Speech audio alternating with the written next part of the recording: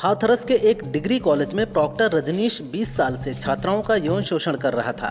रजनीश छात्राओं को अच्छे नंबर दिलाने और सरकारी नौकरी लगवाने का झांसा देकर उनके साथ अश्लील हरकत करता था। इस दौरान आरोपी छात्राओं का वीडियो बना लेता और फिर शारीरिक संबंध बनाने के लिए मजबूर करता था। वीडियो वायरल होने पर पुलिस ने आरोपी के खिलाफ केस दर्ज किया है। फिलहाल आरोपी फरार चल रहा है।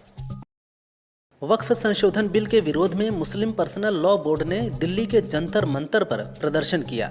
इस दौरान AIMIM के चीफ असदुद्दीन ओवैसी ने कहा, हम इस बिल का विरोध करते हैं। बिल में प्रावधान है कि कल कोई यह कहता है कि यह मस्जिद नहीं है और कलेक्टर जांच बैठा देते हैं तो जांच पूरी होने तक मस्जिद हमारी संपत्ति नहीं होगी। इस प्रदर्शन में कांग्रेस और TMC लीडर भी शामिल हुए। नीतीश के बेटे निशांत को सामने लाने की कथित नीति का JDU में ही विरोध शुरू हो गया है।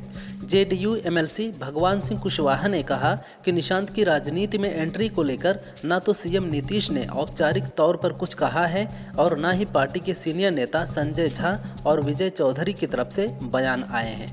अगर निशांत राजनीति में आ जाएंगे तो फिर नीतीश कुमार और लालू यादव में क्या अंतर रह जाएगा, दोनों एक ही से हो जाएंगे। यूपी के मंत्री और सुहेलदेव भारतीय समाज पार्टी के अध्यक्ष ओम प्रकाश राजभर ने अपना दायरा बढ़ा दिया है। राजभर ने राजस्थान में पार्टी पदाधिकारियों की घोषणा की है। राजभर ने जयप्रकाश सिंह राठौड़ को प्रदेश अध्यक्ष, अभिषेक शर्मा उर्फ भरत शर्मा को प्रदेश उपाध्यक्ष, राजू सिंह और दीपक सिंह को प्रदेश सचिव बनाया है। इससे पहले OP राजभर ने बिहार में 156 सीटों पर चुनाव लड़ने की घोषणा की थी। दिल्ली के जंतर मंतर पर अपने समर्थकों के साथ हनुमान चालीसा पढ़ने जा रहे गाजियाबाद के डासना देवी मंदिर के महंत यति नरसिंहानंद गिरी को पुलिस ने रोक दिया। इस दौरान उनकी पुलिसकर्मियों से नोकझोंक भी हुई।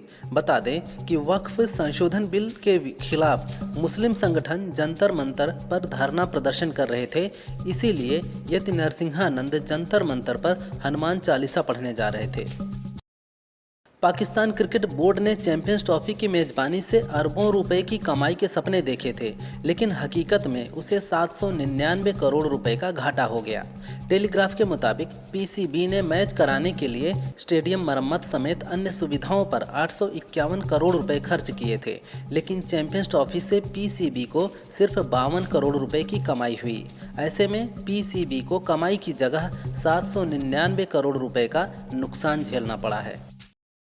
महाराष्ट्र में औरंगजेब की कब्र को लेकर उपजे विवाद पर पूर्व कांग्रेस नेता आचार्य प्रमोद कृष्णम ने प्रतिक्रिया दी है। उन्होंने कहा, 1947 में भारत को तोड़ने का ख्वाब मोहम्मद अली जिन्ना ने देखा था। अब संजय राउत राहुल गांधी के साथ मिलकर देश को तोड़ने की साजिश कर रहे हैं। उन्हें लगता है कि भारत की जनता उनके मंसूबों को समझ चुकी है और अब उन्हें कभी समर्थन नहीं मिलेगा। वे दूसरा पाकिस्तान बनाना चाहते हैं। तमिलनाडु में हिंदी के विरोध के बीच आंध्र प्रदेश के मुख्यमंत्री चंद्रबाबू नायडू ने प्रतिक्रिया दी है। उन्होंने कहा, हिंदी भाषा से नफरत नहीं की जानी चाहिए। दिल्ली में बातचीत के लिए हिंदी बहुत उपयोगी भाषा है। तमिलनाडु में DMK सरकार ने बजट से रुपए के साइन को तमिल अक्षर से बदल दिया है। राज्य की स्टालिन सरकार राष्ट्रीय शिक्षा नीति का विरोध करते हुए केंद्र सरकार पर हिंदी थोपने का आरोप लगा रही है।